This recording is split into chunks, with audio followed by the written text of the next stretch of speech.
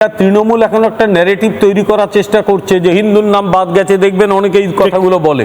আসলে তৃণমূল ভয় পাচ্ছে একটা কারণে, আমরা কিন্তু একবারও বলছি না যে যে লোকগুলোর নাম বাদ গেছে তারা তৃণমূলের ভোটার কি বিজেপির ভোটার। এদের ভোটটা ঠিক সিপিএম এর কায়দায় তৃণমূল দিত।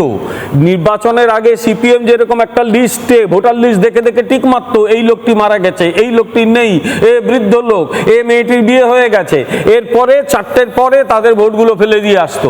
সেই লোকগুলোই তো এখন তৃণমূল হয়েছে, তারাই এখন সেই টেকনোলজি গিয়ে দান করে দিয়েছে তৃণমূলকে। তৃণমূল সেই কাজটি করে, ফলে ওটা বিজেপি নয়, ওটা তৃণমূল করে। ওখানে হিন্দু মুসলিমের কোনো ব্যাপার নেই। মৃত voter, shifted voter, absent voter বা অন্যায়ভাবে নাম তুলেছে তেমন ভোটার এবার ধরা পড়েছে। যারা হচ্ছে একসময় সিপিএম এর সম্পদ ছিল তারা এখন তৃণমূলের সম্পদ। বিপদটা তৃণমূলের, অন্য কারণ নয়, বিজেপির নয়।